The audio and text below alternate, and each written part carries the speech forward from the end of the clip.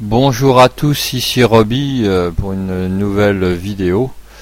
Voilà, donc je voulais vous montrer un petit peu, toujours un petit peu pareil, les BBH2 qui fonctionnent toujours très bien. Et puis notre fameux DAX, alors là je suis en 15 minutes. Donc ce matin, si vous m'avez suivi sur Twitter, vous aviez vu que j'avais défini une ligne, une oblique, qui a bien fonctionné en pré-ouverture.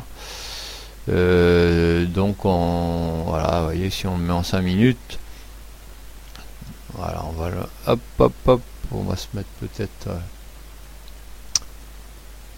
en grand écran. Voilà, en 5 minutes, la ligne elle est où, elle est là. Voilà, elle est là. On va la mettre un peu plus épais, un peu plus foncé, pour vous montrer que voilà, c'est l'ouverture ça. Mais bon, voilà, depuis hier soir. Et j'avais défini des zones.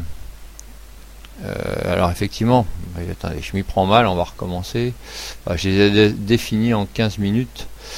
Donc il y avait effectivement ici, vous voyez, des plats de Kijun. Ici, regardez, des plats de nuages en haut, à la montée. Et puis en bas, là on y arrive de nouveau. Là, les plus bas, je vais peut-être reprendre un long là pendant que je suis en train de faire la vidéo. Mais enfin, c'est pas facile de trader en même temps, puisqu'en plus il est 13h26, j'ai même pas regardé s'il y avait des stats. Donc voilà, c'est pour vous expliquer que voilà, les retours, une fois qu'on a cassé cette ligne, d'abord on l'a cassé à la hausse, on était à voir la deuxième, vous voyez, la deuxième zone plus haute, et puis on a recassé à la baisse. Et là on est en range, voilà, donc en Ichimoku c'est toujours baissier. Là, écoutez, ça vient plutôt dans la zone basse d'hier. Est-ce que ça va casser ou pas? À savoir. J'ai en H4, voilà, ces fourchettes, plusieurs fourchettes qui ont pas mal fonctionné avec les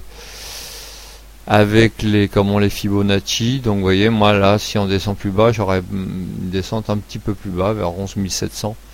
Donc, savoir que le DAX l'après-midi, j'évite de le trader parce que avec l'arrivée des Américains, donc je suis pas très fort, et les bons plans je les fais vraiment le matin. Donc là je vais m'attacher les mains pour pas reprendre un long, quoique ça donne envie, mais non, on va pas le faire. Et puis on va se remettre donc en 15 minutes, c'est bon. Donc voilà, autrement les bandes de Bollinger en H2, ça a bien fonctionné.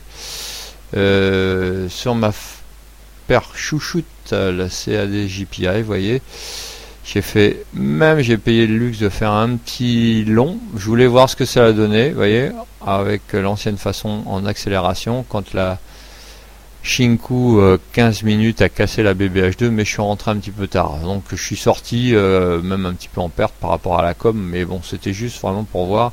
Et après j'ai pris des shorts.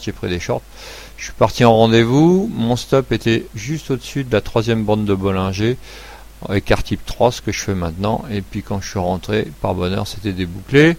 J'ai fait quoi? GBP4, mais là je l'ai fait en live à l'heure du déjeuner, vous voyez, il était 11h45, voilà, j'avais terminé. Donc j'ai juste pris deux, je crois que j'en ai pris que deux sur GPT4, voilà, exactement, et ça a été débouclé. Sur, qu'est-ce que je peux vous dire, USD JPI, pareil, j'ai fait des bons, j'en ai fait 3 au total. Et puis voilà, donc ça fonctionne bien, toujours les bandes de Bollinger.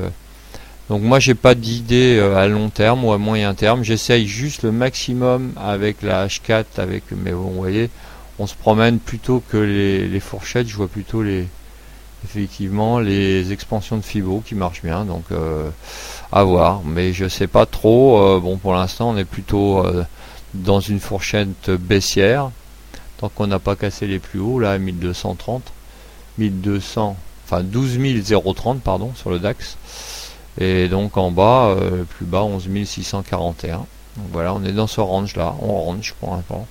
L'US dollar, j'avais une vieille fourchette, on en était sorti, on revient dedans, on consolide. La Kijun remonte vers les prix vont rencontrer la Kijun. Est-ce que voilà la zone du Shinku qui sort, c'est-à-dire 11 756, vous voyez, le nuage est encore bulle, ça peut être juste une simple conso. Moi j'aurais bien consolidé, puis après le dollar repartir à la hausse. À voir. Lucassan, je le joue plus en ce moment, il y a des élections, mais vous voyez qu'hier c'est encore, non, hier ou il y a 2 jours c'est encore bien donné avec la bande de Bollinger en H2, toujours pareil. Donc là aujourd'hui stand-by. Voilà, écoutez, ça, voilà, je vais vous montrer, j'ai quand même fait 87 trades aujourd'hui, donc voilà ce que ça a donné. Donc 267 pip 4, à savoir que là, j'ai plus rien en cours. Mais à savoir encore une fois que voilà, je suis plus important en levier sur le GER que sur les paires du Forex. D'ailleurs, je pense qu'il faudrait, ça fait plusieurs fois que je le dis, augmenter mon levier sur les paires en Forex, parce que pour l'instant, comme je vous l'ai déjà dit, et ce n'est pas, voilà, je me vante pas spécialement, mais ça fonctionne très bien. Il faut être un peu plus patient que sur le DAX. Je crois que sur la totalité, j'ai pas fait une seule perte dans cette façon de faire. Alors je dis, c'est-à-dire que vous voyez là, j'ai fait 0,7, je fais des petits gains, des grands gains, mais sur la totalité de travail sur une position, même si sur certaines ça a été plus difficile, notamment je les repère, le JPI, JPI que j'ai pas tradé ce matin.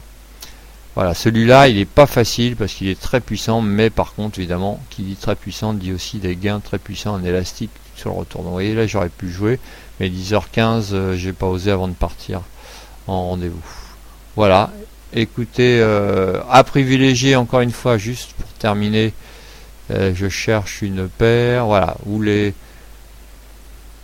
voyez, les bandes de Bollinger sont plutôt droites comme des rails de chemin de fer.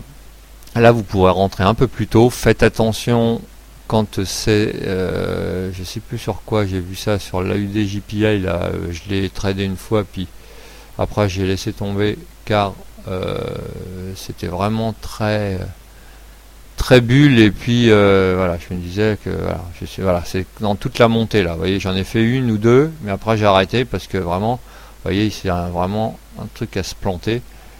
Et ça, pourquoi? Parce que les bandes de Bollinger sont vraiment dirigées vers le haut. On n'arrive pas à casser même la Tenkan en 15 minutes. On n'arrive même pas à réintégrer en dessous de la bande de Bollinger en écart type 2. Donc là, c'est vraiment, faut jouer la contre-tendance, ça peut être dramatique. Donc attention. Donc essayez aussi de prendre ça en compte, l'orientation des lignes de Bollinger. Là, vous voyez, c'est en ouverture, mais pas autant qu'à UD-JPI. Donc c'est pour ça que j'aime bien le 4 JPI en plus avec les spreads qu'il faut effectivement vérifier par rapport à ce que vous pouvez mettre à votre levier et à votre money management. Vous voyez là, c'est quand même une des paires que j'adore parce que c'est le plus facile à trader. Voilà, je me tais. Je vous souhaite une bonne journée et puis écoutez, j'espère que vous avez pigé pour ceux que ça intéresse, l'histoire des bandes de Bollinger en H2. J'essaye d'affiner, puis je vous donnerai à chaque fois de plus amples conclusions de mes recherches sur cette façon de trader. Mais encore une fois, voilà, moi j'arrive pas à garder un swing, un intraday pas plus, et donc maintenant je ne fais plus que ça, du scalp sur le GER le matin, voire un petit peu le midi, et puis dans l'après-midi ou le matin le Forex, à savoir plutôt JPI, les paires en JPI le matin et plutôt les paires en CAD l'après-midi. Ok, je vous souhaite une bonne journée à tous et bon trade.